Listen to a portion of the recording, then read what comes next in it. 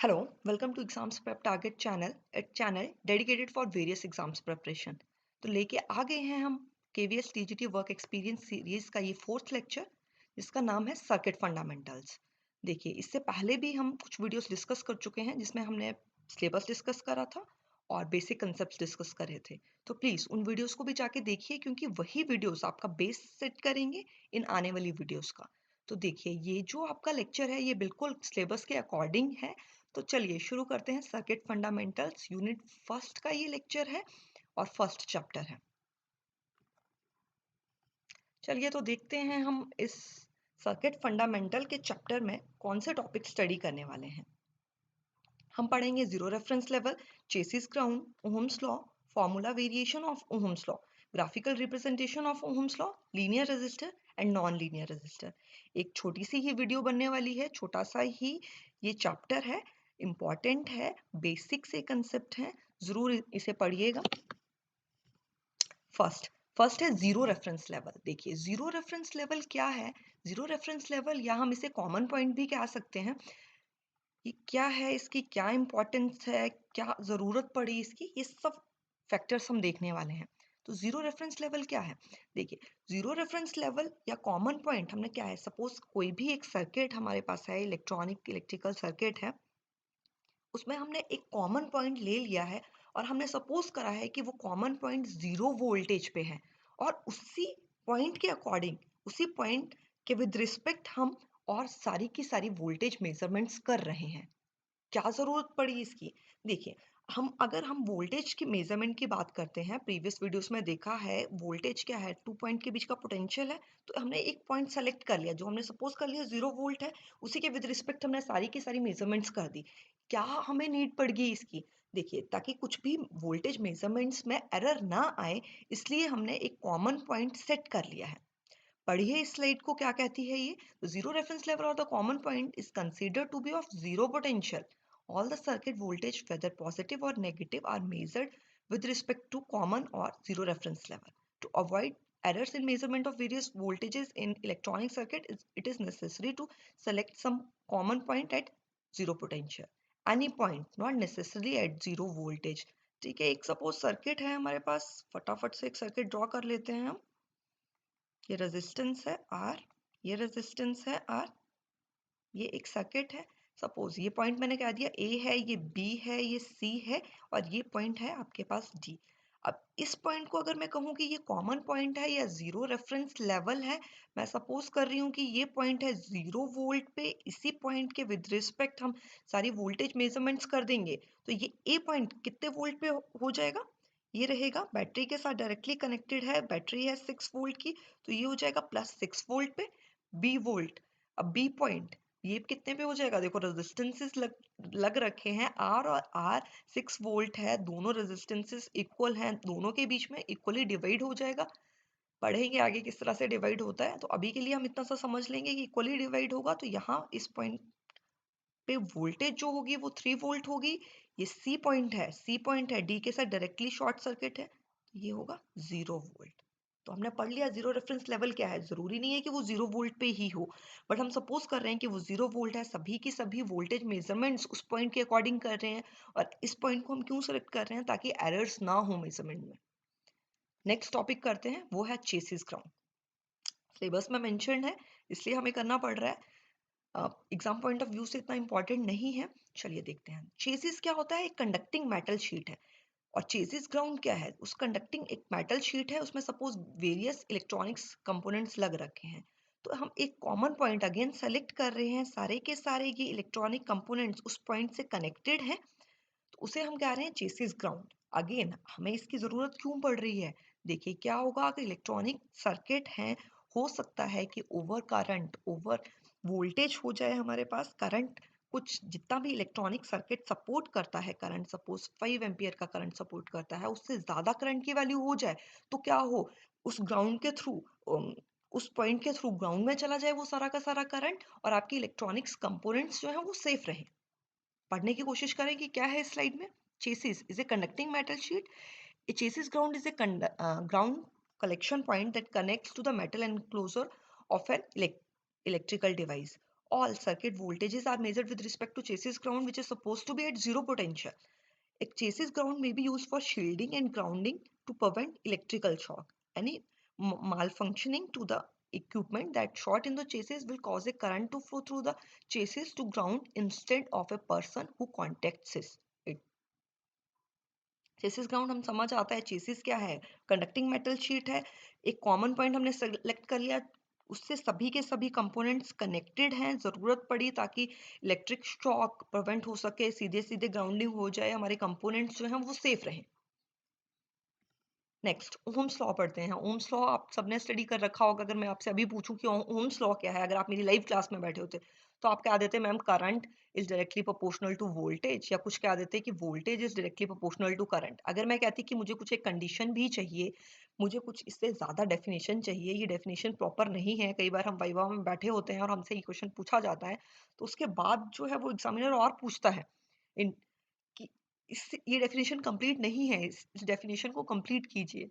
तब हमारे दिमाग में कुछ नहीं आता, क्योंकि मैम हमने तो इतना ही पढ़ रखा है, सर हमने तो इतना ही पढ़ रखा है, इससे ज़्यादा हमें नहीं पता। तो चलिए आज हम आपको ये इसकी कंप्लीट डेफिनेशन बताते हैं। वो है एट कांस्टेंट टेम्परेचर।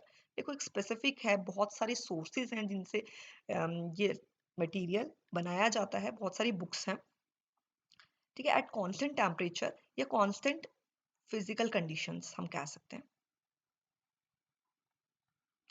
यहाँ पे ये डेफिनेशन है, at constant physical conditions potential difference across an element is directly proportional to current flowing through that element. देखिए फिजिकल कंडीशंस और टेम्परेचर या फिजिकल कंडीशंस, इसके अलावा एक और कौन सी बता रखी है, डायमेंशंस ऑफ द मटेरियल्स। ये दो फिजिकल कंडीशंस हमारे पास कांस्टेंट होनी चाहिए, तभी हम कहेंगे कि voltage is directly proportional to current. Otherwise कुछ ना कुछ पंगा होने वाला है और ये प्रोपोर्शनैलिटी इस तरह से फॉलो नहीं करेगी। फिजिकल कंडीशंस आपकी सेम चाहिए।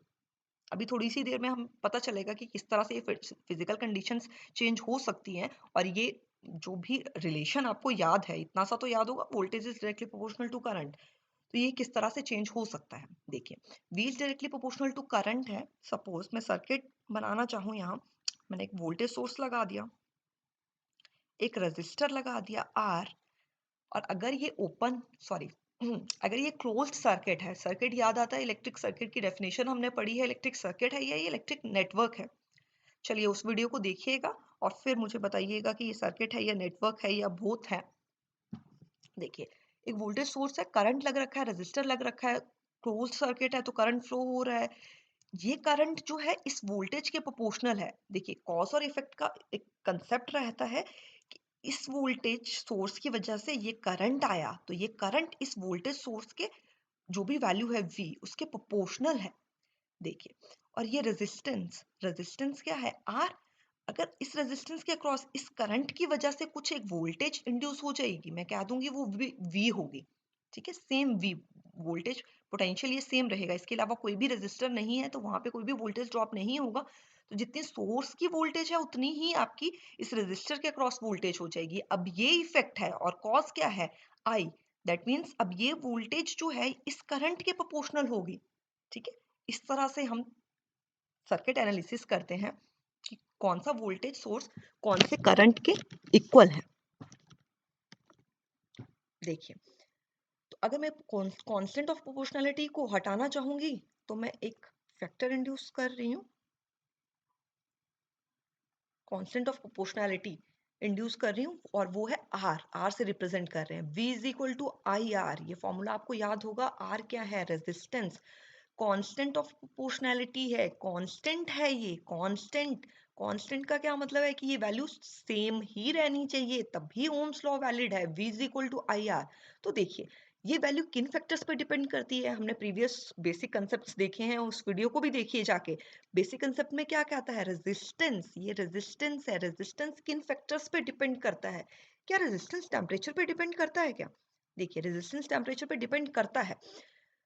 कुछ रेजिस्टेंस होते हैं जो टेम्परेचर पे डिपेंड करते हैं, आने वाली वीडियोस में हम देखेंगे टेम्परेचर डिपेंडेंट रेजिस्टेंस, आगे है आपके सिलेबस में मेंशन।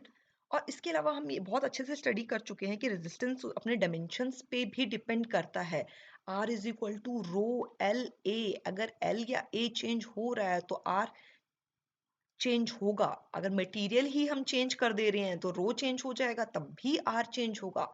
तो देखिए हमने क्या करना है कि ये जो रेजिस्टेंस है ये कौन से फैक्टर्स पे डिपेंड कर रहा है, इसकी वैल्यू को, रेजिस्टेंस की वैल्यू को हम कांस्टेंट करना चाहते हैं। रेजिस्टेंस कांस्टेंट रहे तभी हम कहेंगे ओम्स लॉ फॉलो होगा। तो ओम्स लॉ को फॉलो करने के लिए रेजिस्टेंस हमें कांस्टेंट चाहिए। रेजिस्टेंस को कांस्टेंट करने के लिए कौन से फैक्टर हमें, डायमेंशंस, लेंथ, एरिया सेम रहने चाहिए, कांस्टेंट रहने चाहिए, चेंज नहीं होने चाहिए। टेम्परेचर जो है वो सेम रहना चाहिए। अब हो सकता है कि फिजिकल कंडीशन, कोई एक और फिजिकल कंडीशन हमारे पास आ जाए जो कि पेपर में आ गई हमारे पास, पर हम तो रट्टा मार के गए हैं कि टेम्परेचर सेम रहना चाहिए और डायमेंशन सेम रहने चाहिए। हमारा बेस क्लियर नहीं है कि वो क्यों सेम रहने चाहिए, रेजिस्टेंस की वजह से सेम रहने चाहिए। तो देखिए कि कोई एक फिजिकल कंडीशन एग्जामिनर ने पेपर में डाल दी है, क्या उसकी वजह से रेजिस्टेंस चेंज हो रहा है? देखिए अगर रेजिस्टेंस चेंज हो रहा है तो ओम्स लॉ फॉलो नहीं करेगा। तो आपको रट्टा मारने की जरूरत नहीं है, आपका बेस क्लियर होना चाहिए कि रेजिस्टेंस आपको कांस्टेंट रखना है। तो उस अकॉर्डिंग आप कोई भी क्वेश्चन जो है वो सॉल्व कर सकते हैं। नेक्स्ट और कौन सी कंडीशंस है? Ohm's law is only applicable two conductors. अभी तक हमने नहीं ये स्टडी करा है कि मटेरियल के तीन टाइप्स होते हैं, कंडक्टर्स, इंसुलेटर्स, सेमी कंडक्टर्स। आने वाली वीडियोस में हम देखेंगे, बट इतना सा बेसिक आपका क्लियर होगा कि कंडक्टर है, इंसुलेटर है, सेमी कंडक्टर है। तो सिर्फ कंडक्टर्स के लिए ये एप्लीकेबल होगा, इंसुलेटर्स या सेमी कंडक्टर के लिए एप्लीकेबल नहीं होगा। आने वाली कुछ वीडियोज में हम देखेंगे कि उनके लिए कौन से कंसेप्ट रहते हैं। तो चलिए नेक्स्ट देखते हैं formula variation of Ohm's law. Formula variation of Ohm's law V equal to I R है। अगर वोल्टेज हमने फाइंड आउट करनी है, अगर हमें रेजिस्टेंस फाइंड आउट करना है तो इसी फॉर्मूले से इजीली फाइंड हो जाएगा, R is equal to V upon I. अगर करंट फाइंड आउट करना है तो क्या हो जाएगा, I is equal to V upon R। Simple है। अब देखिए एक फॉर्मूला वेरिएशन, एक और फॉर्मूला वेरिएशन है। हम नेटवर्क थ्योरी की बात कर रहे थे अभी तक, तो हमने क्या दिया था कि V is equal to I R है। बट अगर हम फील्ड थ्योरी की बात करते हैं, अगेन आप कहेंगे मैम सिलेबस में मेंशन नहीं है, बट कई बार क्वेश्चन आ जाता है, प्रीवियस ईयर में क्वेश्चन इस तरह के देखने को मिलते हैं वेरियस पेपर्स में। तो हम ये थोड़ा सा कंसेप्ट देखना चाहेंगे, ये फील्ड थ्योरी में किस तरह से ओम्स लॉ को डिफाइन कर देते हैं। देखिए Ohm's law states that at constant temperature, वही फिजिकल कंडीशंस आपकी सेम रहनी चाहिए, current density is directly proportional to electric field intensity. इतना सा समझने की अभी तक जरूरत है कि करंट डेंसिटी है J, इलेक्ट्रिक फील्ड इंटेंसिटी है E।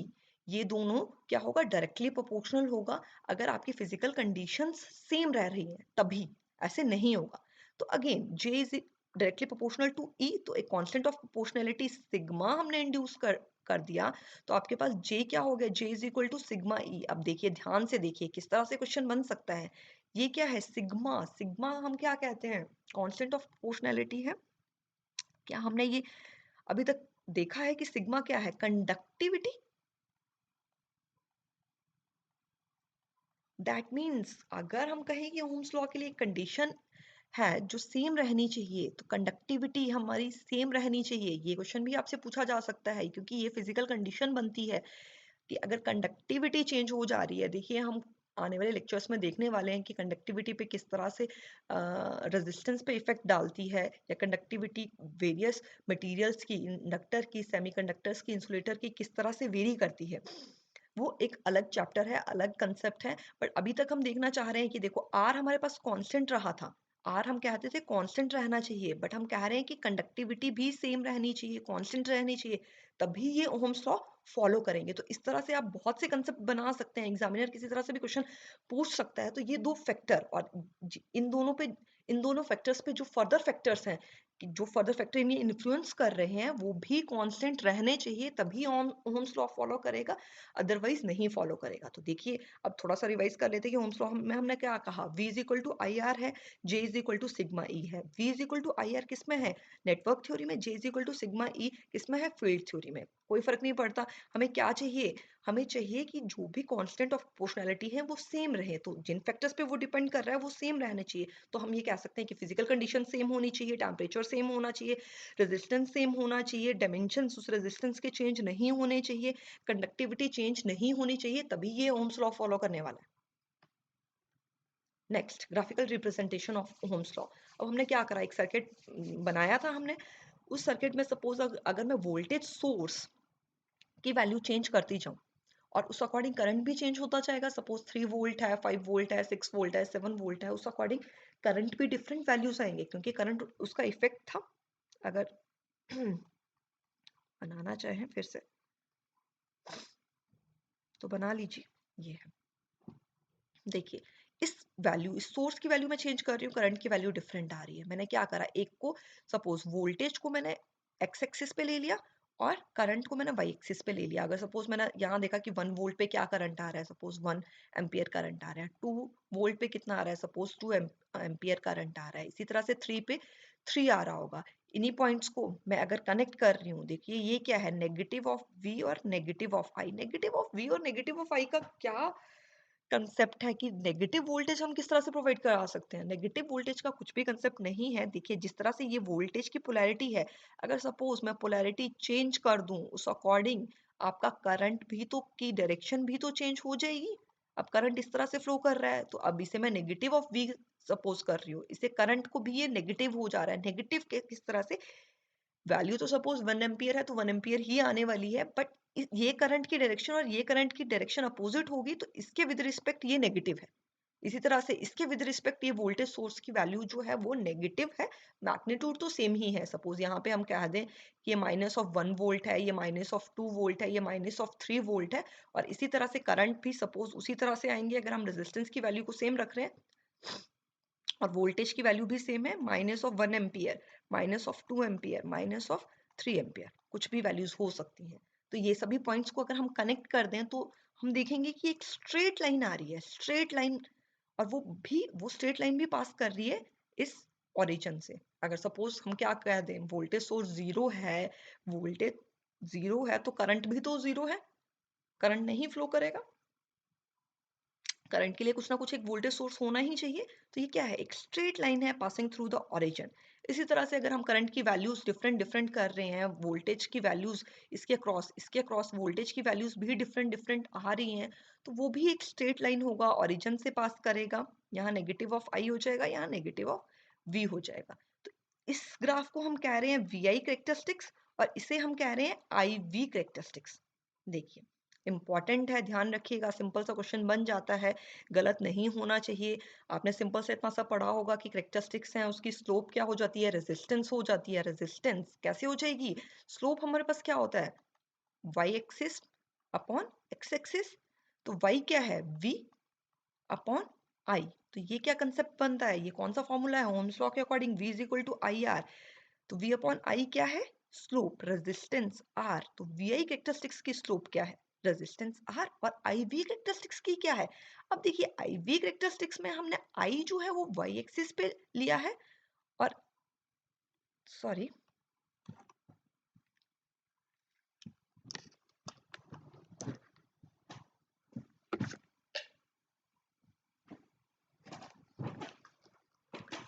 चलिए रिज्यूम करते हैं अपनी वीडियोस को।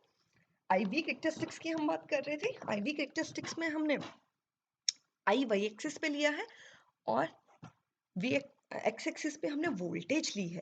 तो इसका स्लोप क्या हो जाएगा, स्लोप अगेन आप देखिए, y upon X, I upon V, और आई अपॉन वी हमारे पास क्या रहता है, I upon V is equal to 1 upon are.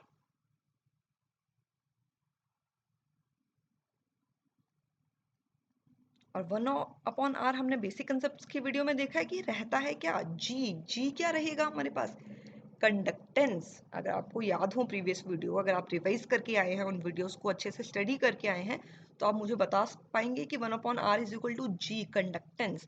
तो देखिए ये इंपॉर्टेंट है, आगे आने वाली स्लाइड में हम इसे रिवाइज कर लेते हैं। Graphical representation of Ohm's law की बात कर रहे हैं, आई वी ग्राफ है, वी आई ग्राफ है, रिलेशन तो वी और आई के बीच में ही शो कर रहा है। ग्राफ भी हमारे पास एक स्ट्रेट लाइन ही आ जाएगी, बट हो क्या रहा है इसमें, आई वी ग्राफ में आपके पास, पहले चलो वी आई कैरेक्टरिस्टिक्स की बात कर लेते हैं। वी आई ग्राफ में आपके पास पोटेंशियल वाई एक्सिस पे है, करंट एक्स एक्सिस पे है, स्लोप हमारे पास क्या दे रहा है, रेजिस्टेंस दे रहा है। समझ आता है हमें, ठीक है, वाई अपॉन एक्स रहेगा स्लोप, उस अकॉर्डिंग आपके पास आ जाएगा।